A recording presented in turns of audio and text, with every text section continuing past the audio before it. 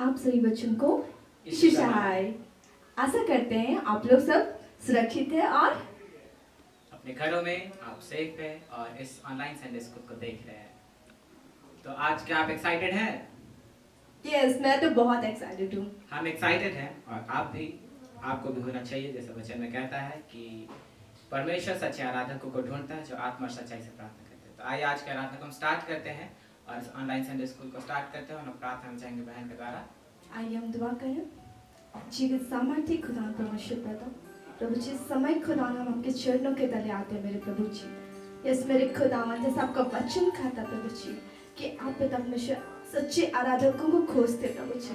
Yes मेरे खुदावन, इस घड़ी प्रभु जी हम आत्मा और सच्चाई से पिता आपके सामने आते हैं प्रभु जी और आपकी महिमा करना चाहते हैं प्रभु जी। जिस परमेश्वर प्रताप हम ऑनलाइन के थ्रू परमेश्वर जितने बच्चे ने देख रहे प्रभु जी, हर एक को यीशु के नाम से ब्लेस करिए प्रभु जी। हर एक टीचर्स को पिता ब्लेस करिए प्रभु जी। हाँ परमेश्वर पिता मैं धन्यवाद देती हूँ पिता आज की नई सुबह के लिए प्रभु जी, जो आपने हमें दिखलाया प्रभु जी। जैसा आपका वचन कहता है प्रभु जी कि आपकी करुणा प्रभु जी हमारे लिए प्रतिदिन नई होती जाती है मेरे खुदा। इसलिए आपको हम धन्यवाद देते पिता। थैंक यू जीसस पिता हमारी बात सुनने के लिए और हम हर एक को ब्लेस करने के लिए प्रभु जी धन्यवाद। तो यीशु के सामर्थ्य नाम से मांगते हैं, आमीन। तो अभी हम लोग गीत गाएंगे जो हमें मिलता है साक्षीवाणी सॉन्ग नंबर 146, जिसका बोल है यीशु के पीछे मैं चलने लगा।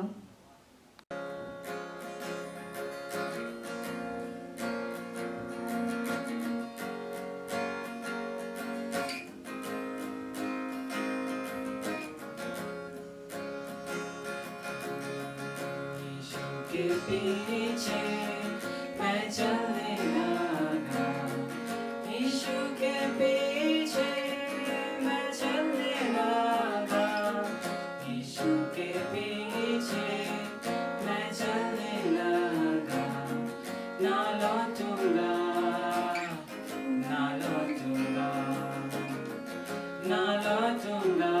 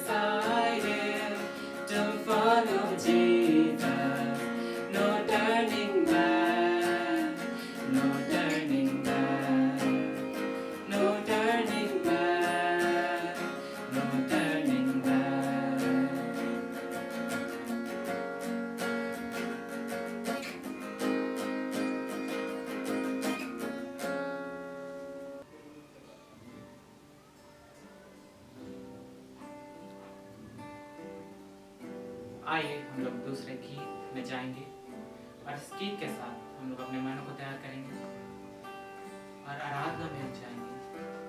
और इस विकट परिस्थिति में जब हर तरह ऐसी बातें हैं, अब अपने घरों में ही बैठकर उन लोगों के लिए हम दुआ करेंगे, उन डॉक्टर्स के लिए, उन पुलिस मेंस के लिए और वो हर एक लोग जो बाहर इस कोरोना वायरस में दूसरों की सेवा करें, हम उनके लिए प्रार्थना करें। इस गीत के साथ आप एक हो जाएं अपने मनों में। भंवर के बीच में तू कहता है थम जा, तू मेरी ताकत है, तू ही मेरा ईमान। भंवर के बीच में तू कहता है थम जा, तू मेरी ताकत है, तू ही मेरा ईमान।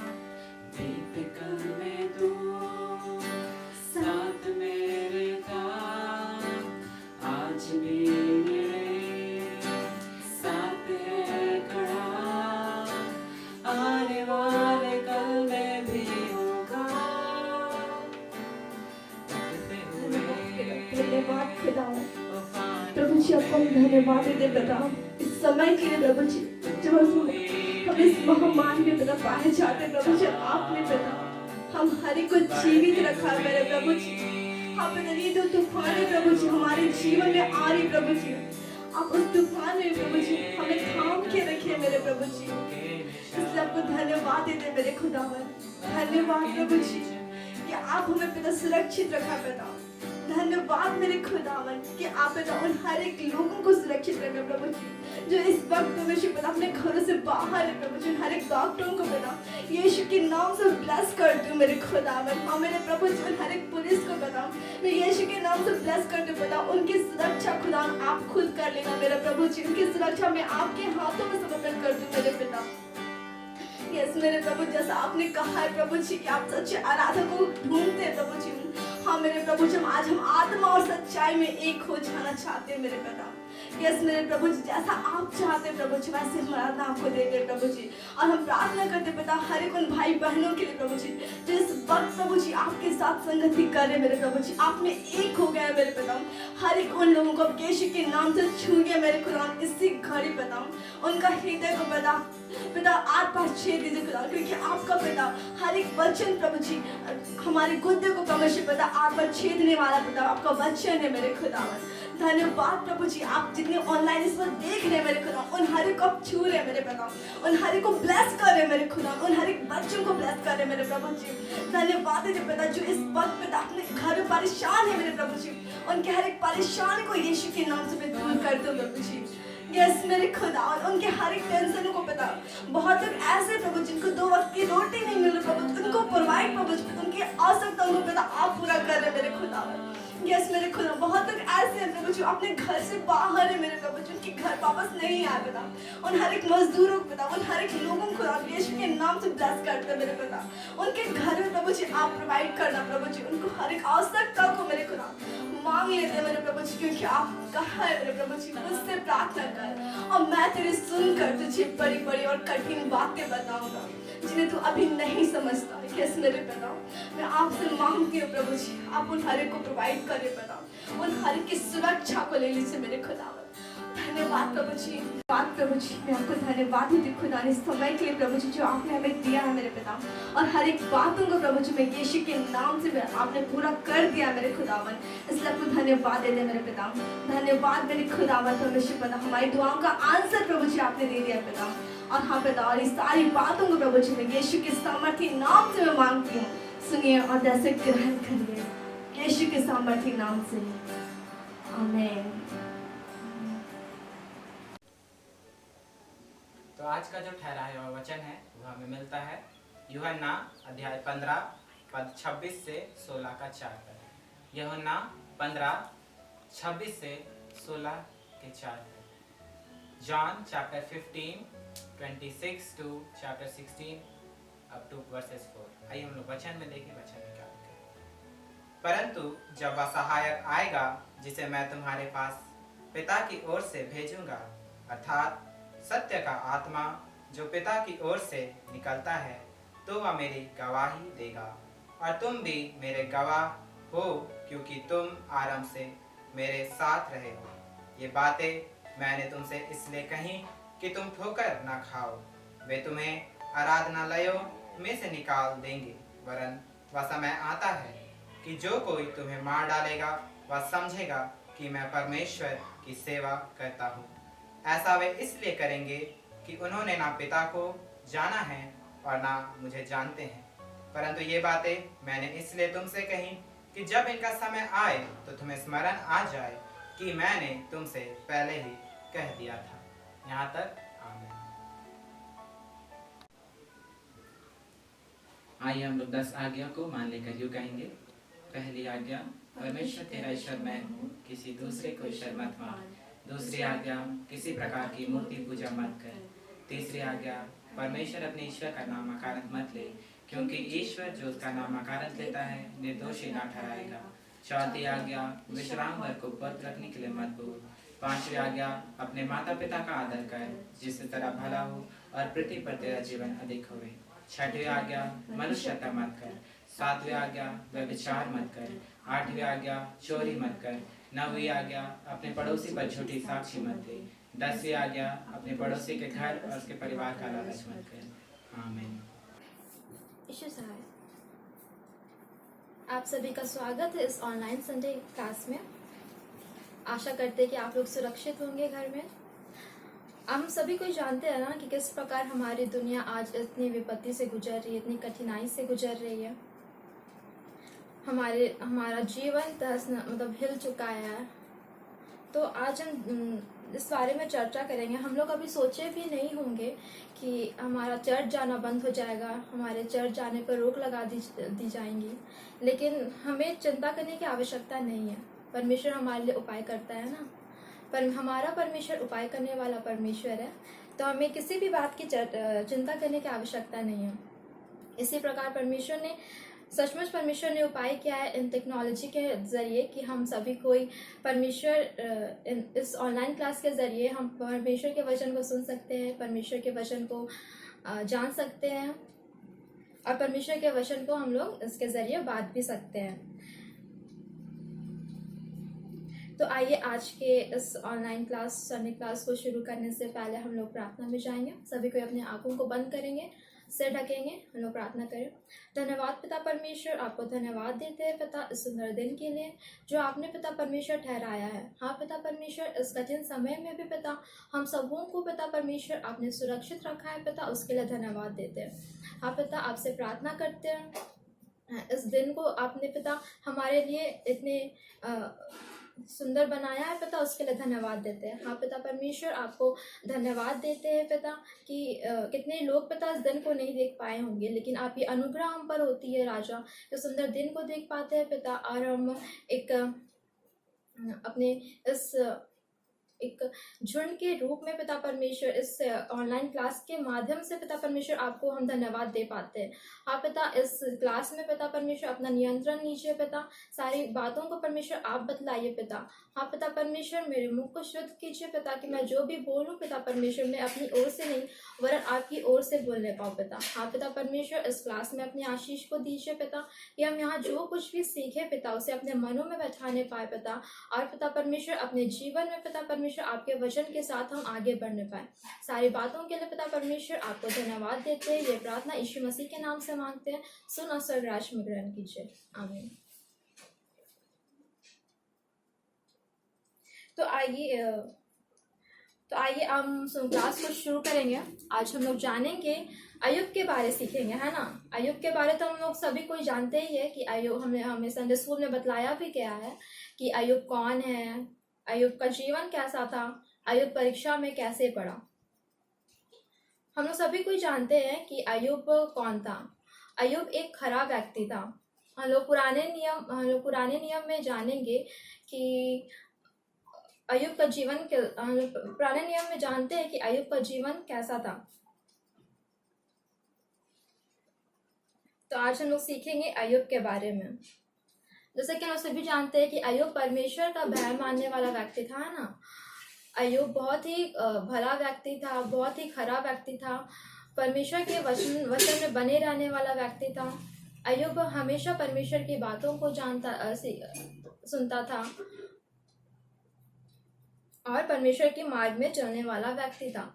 तो हम लोग सभी कोई जानते हैं कि उसके जीवन में उसका जीवन बहुत ही अच्छा से गुजर रहा था, सुखमय से गुजर रहा था। लेकिन उसके जीवन में परीक्षाएं आती है, हमारे जीवन में भी परीक्षाएं आती है। तो हम लोग परीक्षाएं में कैसे डर जाते हैं और परमेश्वर से दूर चले जाते हैं। मतलब कि कुछ भी परेशानियां आती हैं हमारे जीवन में तो हम लोग परमेश्वर को कोसना शुरू कर देते हैं, उसकी निंदा करना शुरू कर देते हैं। पर हमें ऐसा नहीं करना है। आज हम लोग सीखेंगे अय्यूब के जीवन से कि किस प्रकार अय्यूब जब परीक्षा में पड़ता है तो वो किस प्रकार परमेश्वर को अंतिम समय तक पकड़ कर रखता है, परमेश्वर के विश्वास में बने रहता है। और उस प्रकार उसके जीवन से हम लोग ये जानेंगे कि किस प्रकार हमें भी विश्वास में बने रहना है, किस प्रकार हमें परमेश्वर की निंदा नहीं करना है इतने कठिन समय में भी, वरन परमेश्वर के हाथ को थामे रहना है। तो हम लोग वचन निकालेंगे अय्यूब, जो हमें पुराना नियम में मिलता है। अय्यूब पहला अध्याय, उसमें इस प्रकार लिखा हुआ है। हम लोग वचन से आज जानेंगे कि अय्यूब का जीवन किस प्रकार था, अय्यूब कौन था, है ना। तो हम वचन पढ़ना शुरू कर रहे हैं, आप लोग भी साथ साथ में देखिए कि क्या लिखा हुआ है वचन। अय्यूब चैप्टर 1 उसका पद संख्या 1 से लेकर 5 पद तक।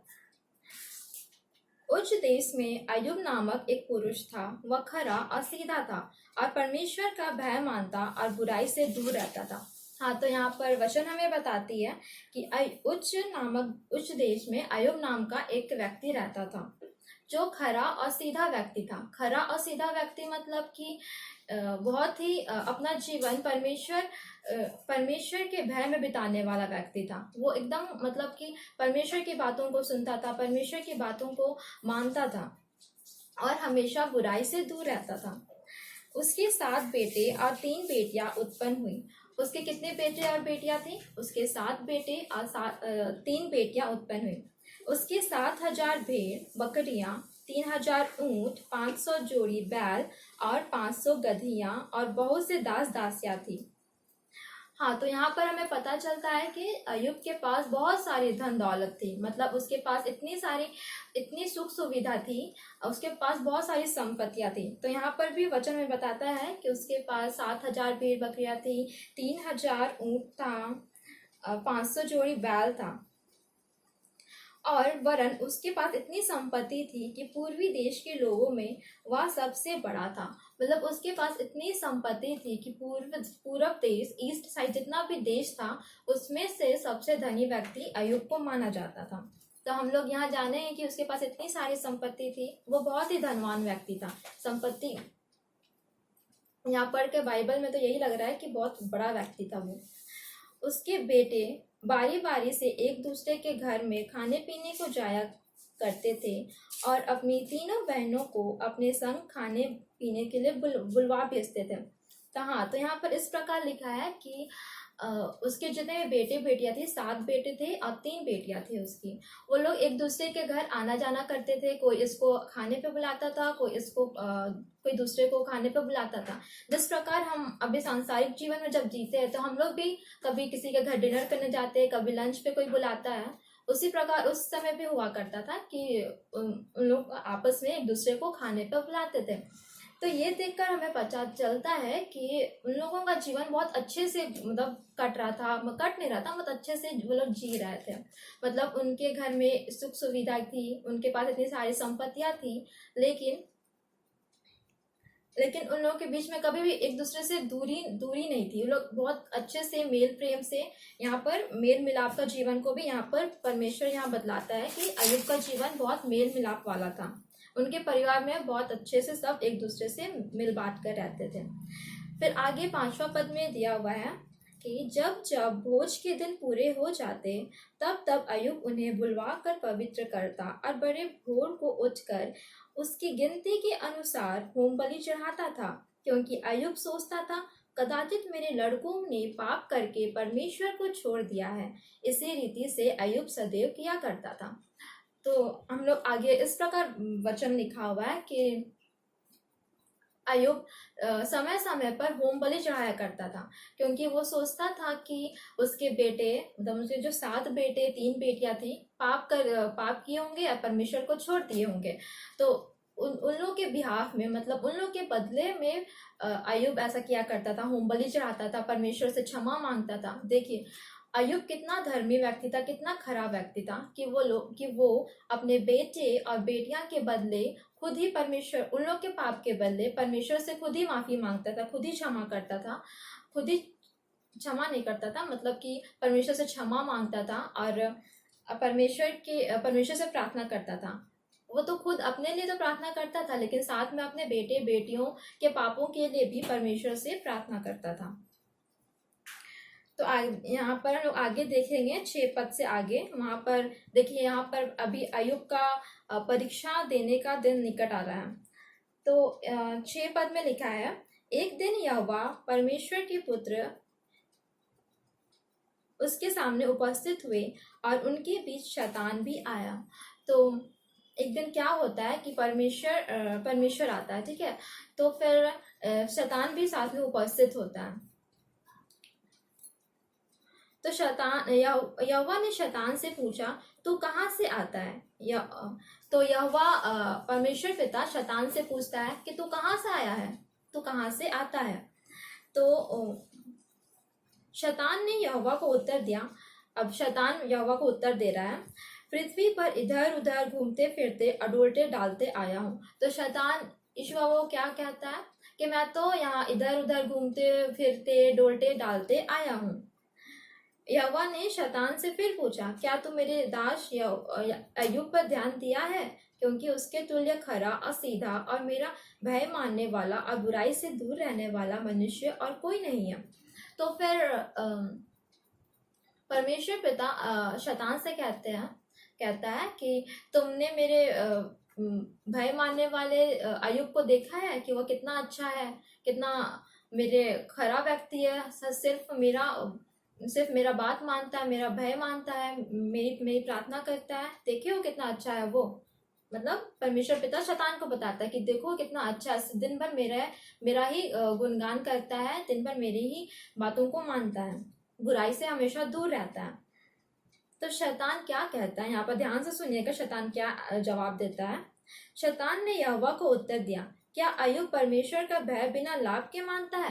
तो देखिए यहाँ पर शैतान उल्टा परमेश्वर से ही पूछता है कि क्या वो बिना लाभ का तुम्हारा भय मानता है? मतलब उसको कुछ फायदा हो रहा तभी ना वो तुम्हारा यहाँ पर भय मानता है, बुराई से दूर रहता है, तुम्हारा गुणगान करता है, वचन पढ़ता है। तो ये तो हमारा क्या, उसको क्या कहते हैं, व्यक्तित्व है ना। मतलब हम लोग का नेचर ही ऐसा है इस संसार में कि हमें किसी व्यक्ति से अगर लाभ पहुंच रहा है तभी हम उसका काम करते हैं। लेकिन उस समय में अय्यूब परमेश्वर का भय मानता था, बिना लाभ के, बिना किसी स्वार्थ के। लेकिन शैतान यहाँ पर कहता है, परमेश्वर से क्वेश्चन करता है कि क्या वो बिना लाभ के तुम्हारा भय मान रहा है? उसको कुछ ना कुछ तो लाभ मिल रहा है, तभी ना जाके वो तुम्हारा बात को मानता है। क्या तूने उसकी और उसके घर की और जो कुछ उसका है उसके चारों ओर बाड़ा नहीं बांधा? तूने तो उसके काम पर आशीष दी है और उसकी संपत्ति देश भर में फैल गई है।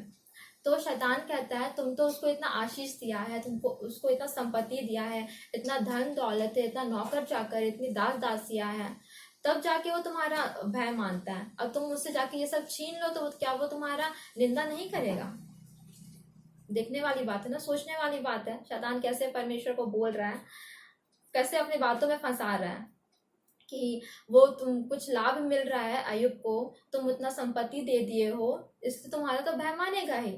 वो परमेश्वर से कहता है। तो वो फिर शैतान क्या कहता है, परंतु अब अपना हाथ बढ़ाकर जो कुछ उसका है उसे छू, तब वह तेरे मुंह पर तेरी निंदा करेगा। तो शैतान क्या कहता है परमेश्वर से कि ये अपना हाथ बढ़ा और सारे संपत्ति को ले लो। मतलब परमेश्वर को कहता है शैतान कि ये जितना भी अय्यूब के पास धन दौलत है, जितना भी नौकर चाकर, जितनी भी दास दासियां हैं, बैल बकरियां, जितनी भी सुख सुविधा है, सब तुम उसके हाथ से ले लो, उसके जीवन से ले लो, तब देखना तुम्हारी निंदा वो कैसे करता है। तो वो एक प्रकार से परमेश्वर को क्या कर रहा है, चैलेंज कर रहा है। परमेश्वर तो बोल रहा है कि वो अय्यूब बहुत अच्छा व्यक्ति है, खरा व्यक्ति है, मेरी बातों को सुनता है, लेकिन शैतान यहाँ पर क्या कर रहा है, परमेश्वर को चैलेंज कर रहा है कि तुम ये सारा चीज उससे ले लो तो देखना वो कैसे तुम्हारा बुराई करता है। तो आगे क्या होता है हम लोग जानेंगे। यहाँ पर 12 अध्याय में लिखा हुआ है, 12 पद में लिखा हुआ है, यहोवा ने शैतान से कहा, सुन, जो कुछ उसका है वह सब तेरे हाथ में है, केवल उसके शरीर का हाथ ना लगाना। तब शैतान यहोवा के सामने से चला गया। तो यह इतनी सारी बातें होती है। फिर यहोवा परमेश्वर पिता शैतान से कहता है, देखो सुनो, तुम जितनी भी सारी उसके पास चीजें हैं, तुम उसको सबको हाथ लगा सकते हो, लेकिन उसका शरीर को नहीं छू सकते हो। अब क्या करता है परमेश्वर पिता, अय्यूब को शैतान के हाथ में सौंप दे रहा है। मतलब चैलेंज किया ना शैतान तो कि देखना सब कुछ उसका ले लोगे तो वो तुम्हारे विरुद्ध हो जाएगा। लेकिन परमेश्वर पिता क्या कहता है शैतान को कि नहीं, ऐसा कुछ नहीं होगा, तुम उसका सब कुछ छीन लो, लेकिन उसके शरीर को मत टच करना। तो यहाँ पर से उसका परीक्षा, अय्यूब का परीक्षा स्टार्ट हो जाता है। ये कन्वर्सेशन तो शैतान और परमेश्वर पिता के बीच हो रहा था। अय्यूब को तो पता नहीं था कि उसके साथ कुछ होने वाला है। तो इस प्रकार शैतान परमेश्वर से ये सब बातें करता है और अय्यूब का परीक्षा लेने वो चला जाता है। यहाँ पर अंतिम लाइन में यही लिखा हुआ है, तब शैतान यहोवा के सामने से चला गया। अब वो चला जाता है अय्यूब का परीक्षा लेने। फिर क्या होता है ना कि अय्यूब, शैतान जाता है, अय्यूब के पास इतनी सारी धन संपत्ति था, इतना नौकर चाकर थे, दास दासियां थी, इतने सारे बच्चे थे। तो क्या करता है वो, धीरे धीरे सब करके सबको नाश करते जाता है। मतलब पहले उसके दास दासियां, अगर हम लोग यहाँ पर 13 पद से लेकर 22 तक पढ़ेंगे तो यहाँ पर बहुत अच्छे से समझाया गया है कि धीरे धीरे करके किस प्रकार शैतान अय्यूब का सारा संपत्ति को ले लेता है, सारा नष्ट कर देता है। पहले वो उसके दास दासियों को मार देता है, दास दासियां चले जाता है, फिर उसके जितनी भी धन संपत्ति थी वो सारा नष्ट हो जाता है। फिर जितना भी यहाँ पर लोग देखे ना कितना 7,000 भेड़ बकरियां थी, 3,000 ऊंट थे, उन सारी चीजों को वो नष्ट कर देता है, सबों को मार डालता है। यहाँ तक कि शैतान उसके बच्चों को, जितने उसके 7 बेटे और 3 बेटियां थी, उन सबों को शैतान मार डालता है। इतनी सारी विपत्ति उसने अय्यूब के जीवन में देता है, इतना कठिन उसका समय जीवन कर देता है, लेकिन फिर भी अय्यूब परमेश्वर का भय मानना नहीं भूलता। वो परमेश्वर का कुछ भी निंदा नहीं करता, उसके विरुद्ध एक भी बातें नहीं कहता है अय्यूब। सिर्फ इतने सबको, उसका जितना भी सब कुछ चेंज आता है, बस कौन कौन बचता है, अय्यूब बचता है और उसकी पत्नी बचती है। फिर यहाँ पर हम लोग आगे बढ़ेंगे। 21 पद में इस प्रकार लिखा है, यहाँ पर अय्यूब बोलता है, अय्यूब कहता है, मैं अपनी माँ के पेट से नंगा निकला और वही नंगा लौट जाऊंगा। यहोवा ने दिया है और यहोवा ने ही ले लिया, यहोवा का नाम धन्य है। तो यहाँ पर अय्यूब कहता है, मैं तो अपने माँ के पेट से नंगा निकला था और मैं नंगा ही लौट जाऊंगा। यहोवा ने ही दिया है, यहोवा ने ही ले लिया है, यहोवा का नाम धन्य है। तो देखिए अय्यूब कितना खराब व्यक्ति है कि इतनी कठिनाई आने के बावजूद उसके जीवन इतना तहस नहस हो चुका था, लेकिन फिर भी वो परमेश्वर का भय मानना छोड़ता नहीं है ना, परमेश्वर का हाथ नहीं छोड़ता है, परमेश्वर पर सदैव भरोसा रखता है, अंतिम समय तक परमेश्वर पर भरोसा रखता है। और वो यह भी कहता है, परमेश्वर ने ही दिया और परमेश्वर ने ही ले लिया, यहोवा का नाम धन्य है। तो वो इतने कठिन समय में भी परमेश्वर को कोसता नहीं है, परमेश्वर पर दोष नहीं लगाता है।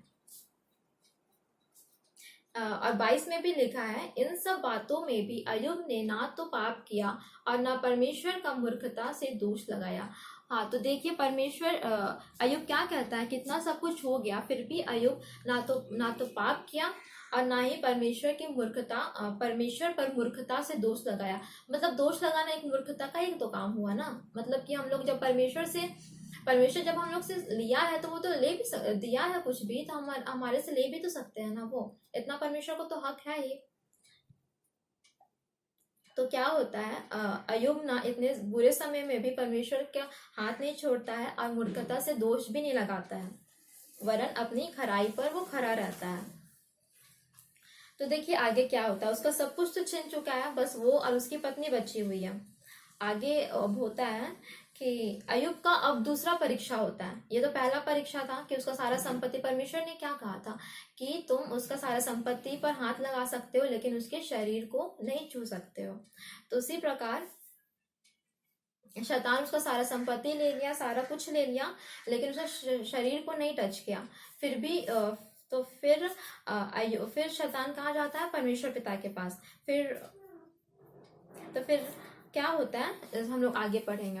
यहाँ दूसरा अध्याय पढ़ेंगे। इस प्रकार लिखा है कि फिर एक दिन यहोवा परमेश्वर के पुत्र उसके सामने उपस्थित हुए और उनके बीच शैतान भी उसके सामने उपस्थित हुआ।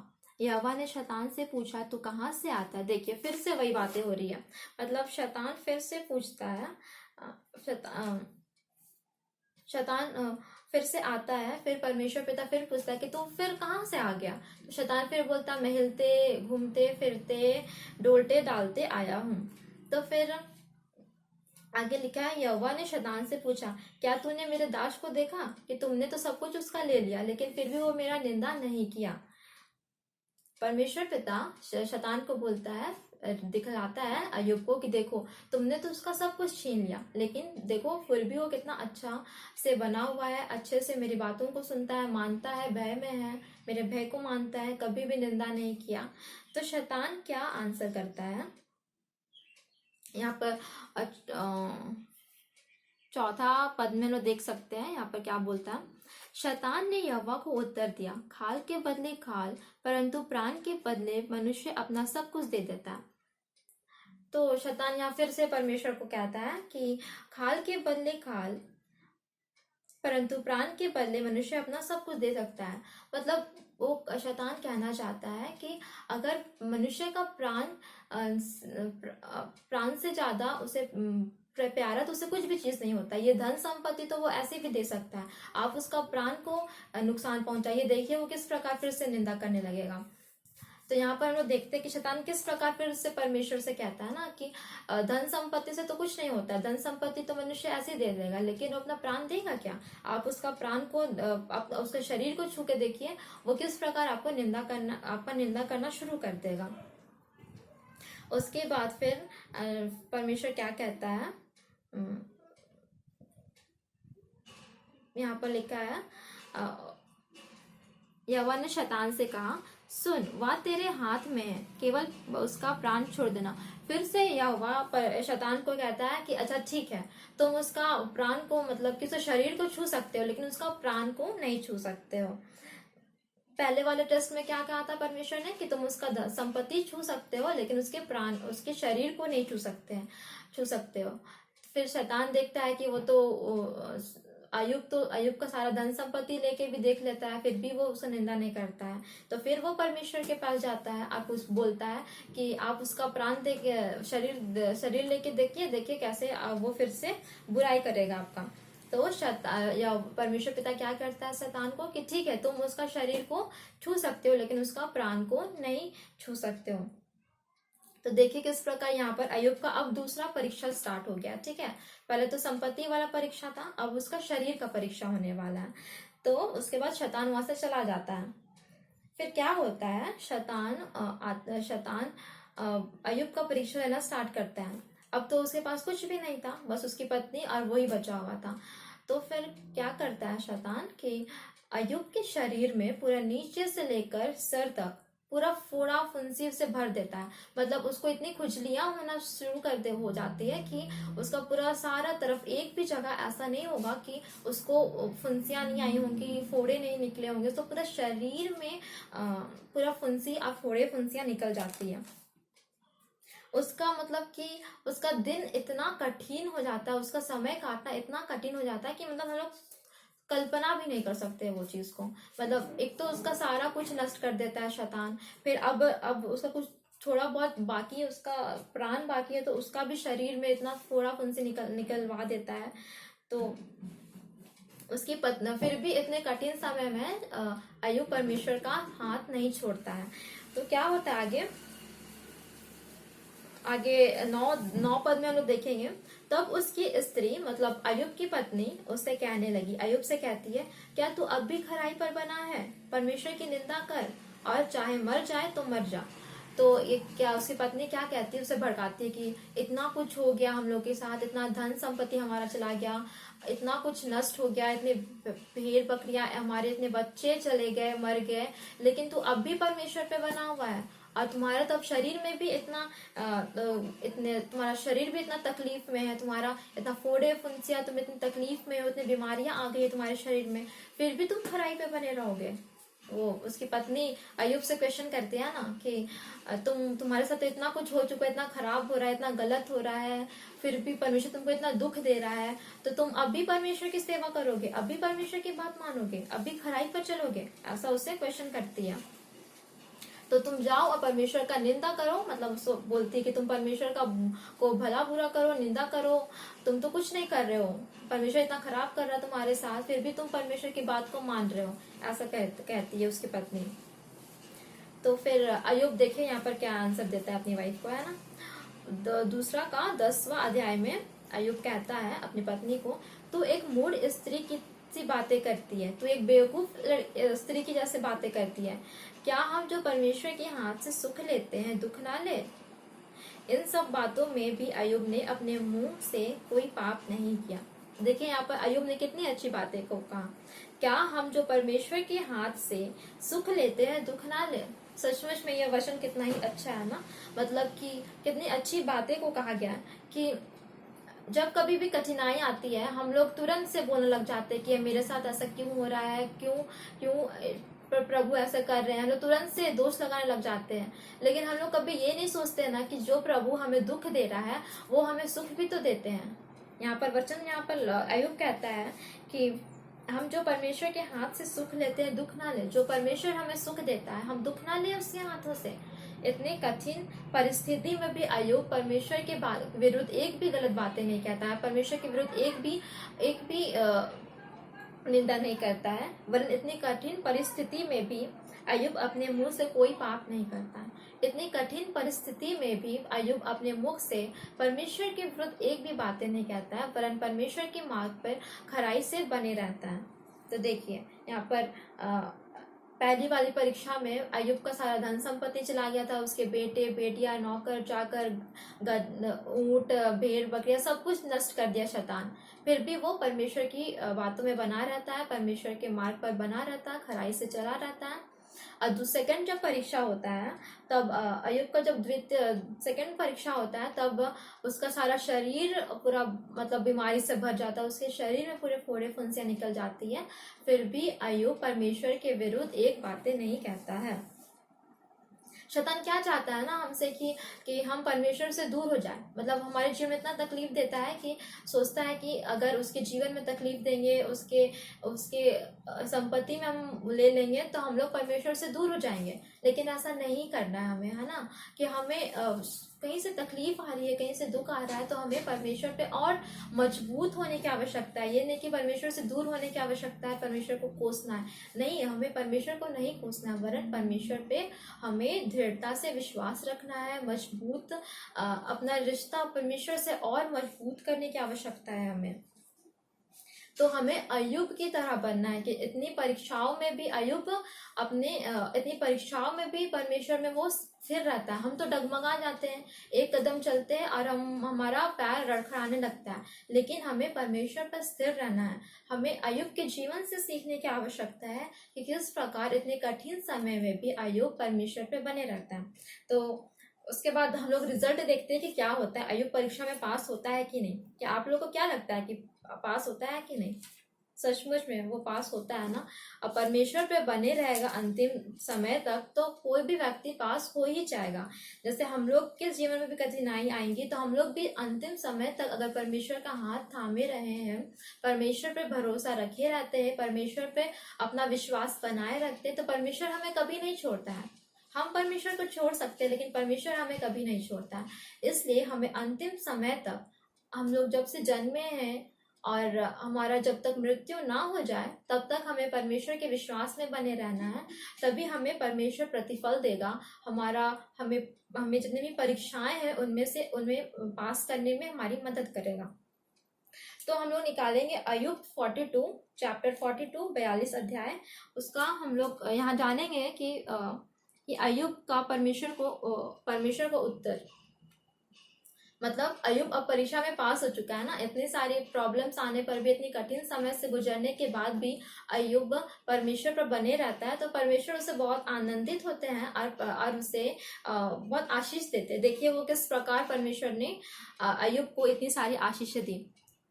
हम लोग अगर पढ़ेंगे अय्यूब 22 अध्याय उसका 12 पद से लेकर आगे, तो वहाँ इस प्रकार लिखा हुआ है। 12 पद में हम लोग पढ़ेंगे, यहोवा ने अय्यूब के बाद के दिनों में उसके पहले के दिनों से अधिक आशीष दी। मतलब देखिए यहाँ पर लिखा है यहोवा ने अय्यूब के बाद के दिनों में उसके पहले के दिनों से अधिक आशीष दी।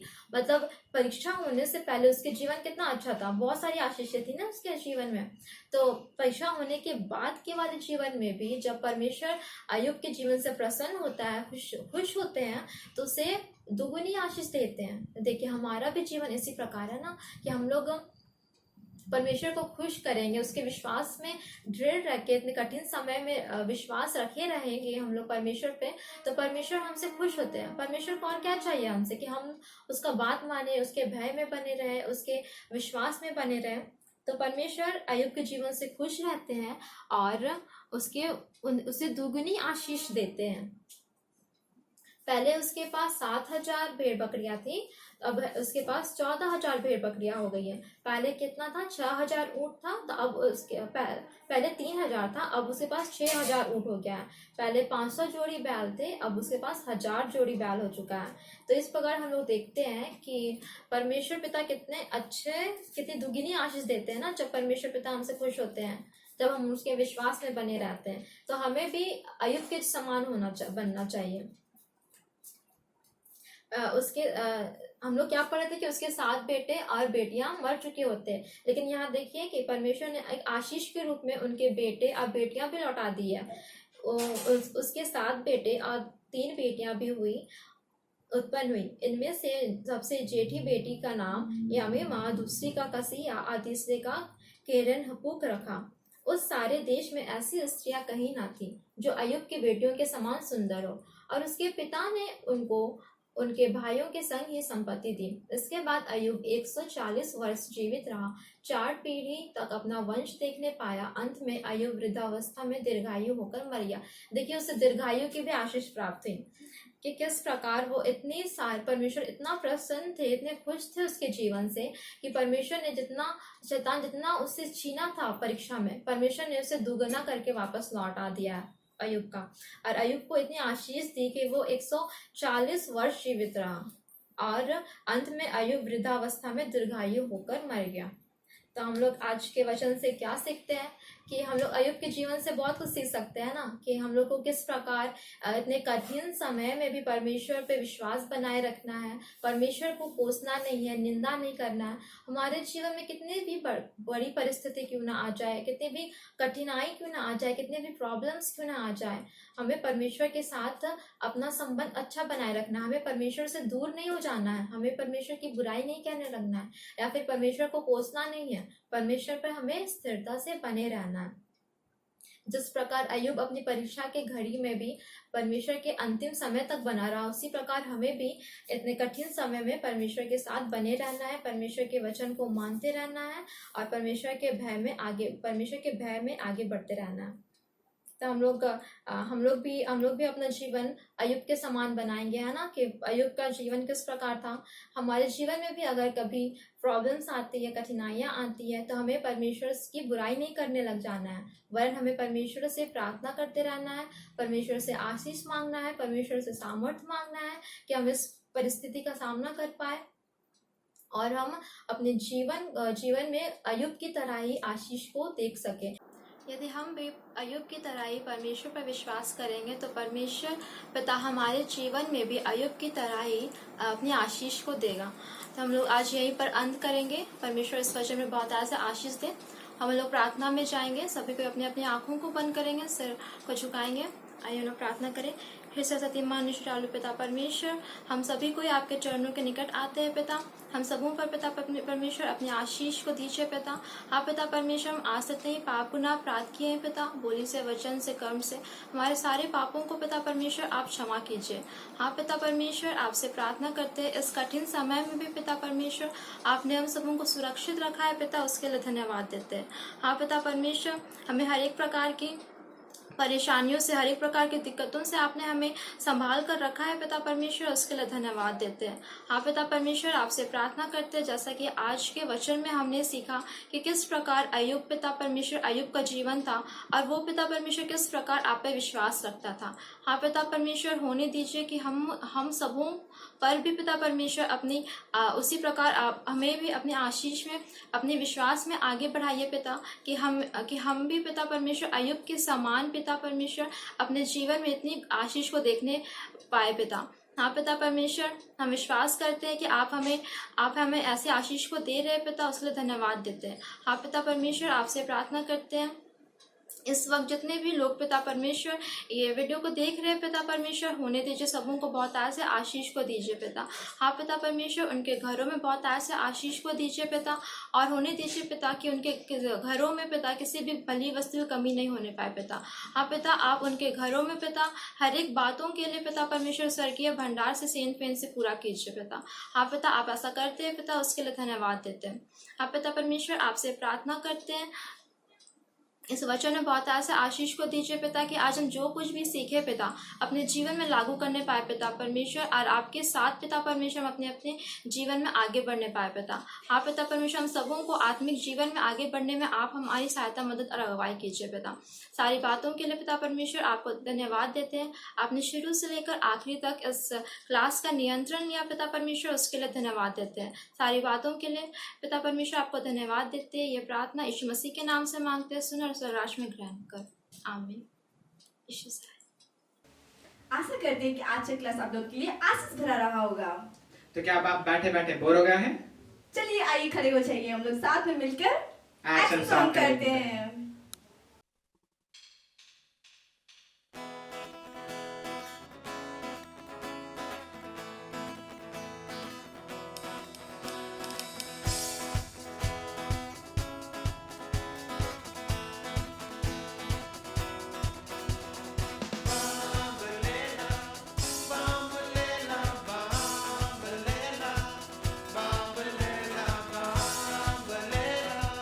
Bambalena,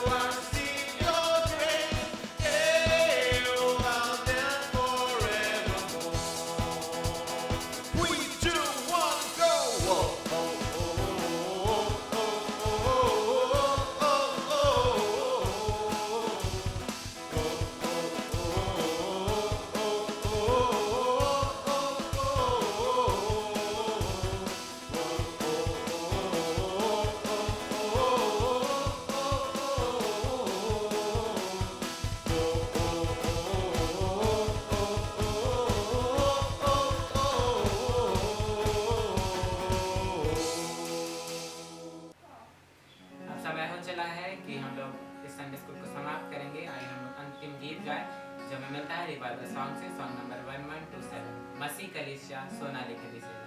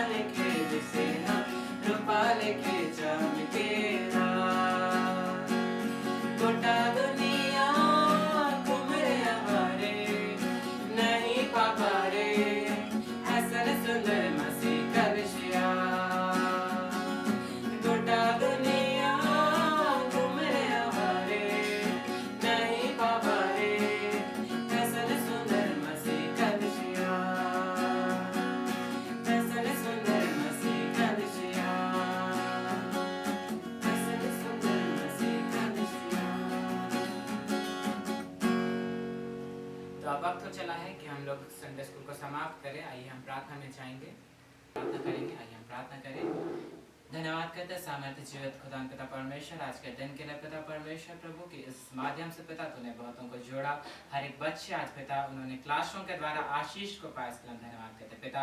हर एक एक्शन सॉन्ग, हर एक वचन पिता और हर एक गीत जो हमने तेरी महिमा के लिए गाया प्रभु, उन बातों को पिता परमेश्वर तूने पूरा किया, इसके लिए धन्यवाद करते पिता। हमारे को तैयार कीजिए और सुरक्षित रखे मेरे परमेश्वर पिता। किस परिस्थिति में हम सुरक्षित अपने घरों में रहने का पिता, जब आप आ रहे हैं पिता परमेश्वर हमारे को लेने के लिए पिता, हम अपने आप को तैयार करने पर आत्मिक रीति से पिता कि हम आपके साथ पिता हमारा हर एक वीकनेसेस लॉर्ड यीशु के नाम में जो धन्यवाद पिता, हम अपने मनों को फिराने पाए पिता और आपके निकट हमारा दिखाई से चलते पिता। धन्यवाद करते हैं हर एक चीजों का नियंत्रण तूने आप किया और बहुत सी बातों का धन्यवाद करते हैं पिता, हर एक बातों का और धन्यवाद के साथ प्रार्थना यीशु के सामने।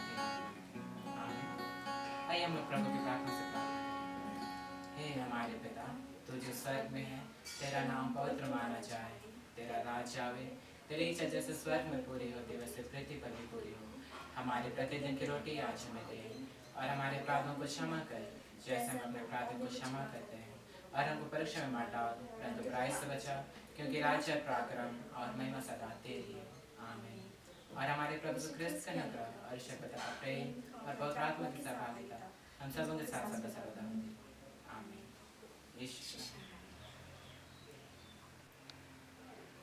आशा करते हैं कि आज के हर एक चीजों से आप आशीषित हुए हैं। प्रभु आपको बहुत आशीष दे और बहुत आप परमेश्वर में आगे बढ़े। तो हम लोग फिर मिलेंगे। आप घर पे रहिए और सुरक्षित रहिए।